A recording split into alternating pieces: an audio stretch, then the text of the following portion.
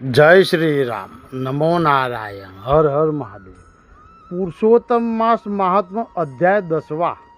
नारद जी बोले, हे तपोनिधि, परम क्रोधी दुर्वासा मुनि के विचार करके उस कन्या से क्या उपदेश दिया सो आप मुझसे कहिए। सूत जी बोले, हे दिदो, नारद का वचन सुनकर समस्त प्राणियों का हित कर दुर्वासा का गुह्य वचन बद्री नारायण बोले कि हे नारद, मेघावी ऋषि की कन्या के दुख को दूर करने के लिए दुर्वासा ऋषि ने जो कहा वह मैं आपको बता रहा हूँ। दुर्वासा ऋषि बोले कि हे सुंदरी, गुप्त से भी गुप्त उपाय में तुझसे कहता हूँ, यह विषय किसी से भी कहने के योग्य नहीं है। तथापि तेरे लिए तो ये मैंने विचार ही लिया है। मैं विस्तार पूर्वक न कहकर तुझसे संक्षेप में कहता हूँ। हे सुभगे, इस मास से तीसरा मास जो आएगा वह पुरुषोत्तम मास है। इस मास में तीर्थ में स्नान कर मनुष्य भ्रूण हत्या से छूट जाता है। हे सुंदरी, कार्तिक आदि 12 मासों में इस पुरुषोत्तम मास के बराबर कोई मास नहीं है। जितने मास तथा पक्ष और पर्व है वे सब पुरुषोत्तम मास की 16वीं कला के बराबर भी नहीं है। वेदोक्त साधन और जो परम पद प्राप्ति के साधन है वे भी इस मास की 16वीं कला के बराबर नहीं है। 12,000 वर्ष गंगा स्नान करने से जो फल मिलता है और सिंहस्थ गुरु में गोदावरी पर एक बार स्नान करने से जो फल मिलता है, हे सुंदरी, वही फल पुरुषोत्तम मास में किसी भी तीर्थ पर एक बार स्नान करने मात्र से मिल जाता है।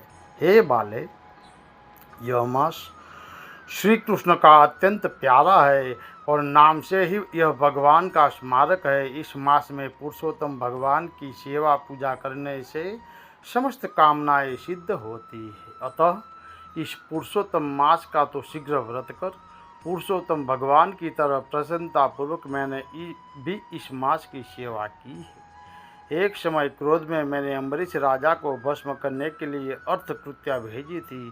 सोहे वाले, तब हरि ने जलता हुआ सुदर्शन चक्र मुझको ही भस्म करने के लिए उसी समय मेरे पास भेजा। तब पुरुषोत्तम मास के प्रभाव से ही वह चक्र हट गया।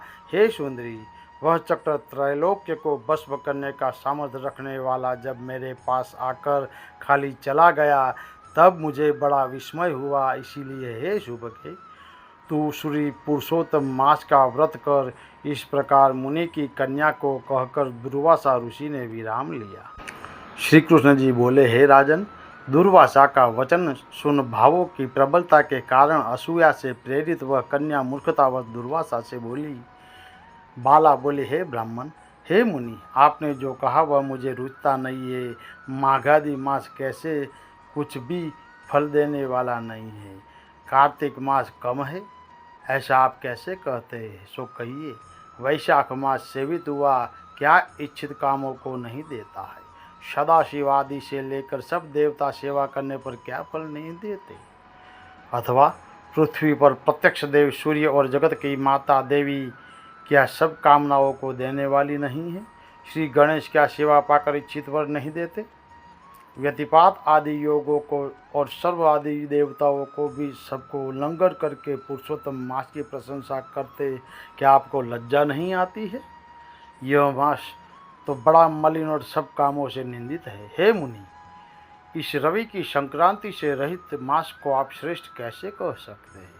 सब दुखों को छुड़ाने वाले परम श्री हरि को मैं जानती हूँ। हे देव, दिन रात श्री हरि का चिंतन करती मैं जानकी पति राम और पार्वती पति शंकर के सिवाय और किसी को नहीं देखती हूँ। हे विपेंद्र, अन्य कोई भी देवता ऐसा नहीं है जो मेरे इस दुख को दूर करे। अतः हे मुनि, इन सब फलदाताओं को छोड़कर कैसे इस मलमास की स्तुति आप कर रहे हो। इस प्रकार ब्राह्मण कन्या का कहा सुनकर दुर्वासा मुनि शरीर से एकदम जाज्वल्यमान हो गए और नेत्र क्रोध से लाल हो गए। इस प्रकार क्रोध जाने पर श्री भी कृपा करके मित्र की कन्या को श्राप नहीं दिया और सोचने लगे कि मूर्खा हित अहित को नहीं जानती है, अभी बुद्धि उसकी पूर्ण नहीं है। पुरुषोत्तम मास के महात्मा का विद्वानों को भी पता नहीं है, तो थोड़ी बुद्धि वाले पुरुष और विशेष करके कुमारियों को तो ये हो ही सकता है। यह कुमारी कन्या माता पिता से रहित दुखाग्नि से जली हुई अतः अति उग्र मेरे श्राप को कैसे सहन करेगी। इस प्रकार सोचकर कृपा से मन से उठे क्रोध को शांत किया और स्वस्थ होकर दुर्वासा मुनि उस अति विह्वल कन्या से बोले। दुर्वासा मुनि बोले, हे मित्र पुत्री, तेरे ऊपर मेरा कुछ भी क्रोध नहीं है। हे निर्भाग्या, जो तेरे मन में आवे वैसा ही कर। हे बाले, और कुछ भविष्य कहता हूँ सुन। पुरुषोत्तम मास का जो तूने अनादर किया है उसका फल तुझे अवश्य मिलेगा, इस जन्म में मिले अथवा दूसरे जन्म में मिले। अब मैं नर नारायण के आश्रम में जाऊंगा। तेरा पिता मेरा मित्र था, इसीलिए मैंने शाप नहीं दिया है। तू बाल भाव के कारण अपने शुभाशुभ तथा हिताहित को नहीं जानती है। शुभाशुभ भविष्य की कोई टाल नहीं सकता है। अच्छा, हमारा बहुत समय व्यतीत हो गया, अब हम जाते हैं। तेरा कल्याण हो पुत्री। श्री कृष्ण जी बोले कि ऐसा कहकर महाक्रोधी दुर्वासा मुनि शीघ्र चले गए। दुर्वासा ऋषि के जाते ही पुरुषोत्तम की उपेक्षा करने के कारण कन्या निष्प्रभा हो गई। तदवंतर बहुत देर तक कन्या ने सोच विचार कर यह निश्चय किया कि देवताओं के भी देवता तत्काल फल देने वाले पार्वतीपति शिव की तप द्वारा आराधना करूंगी।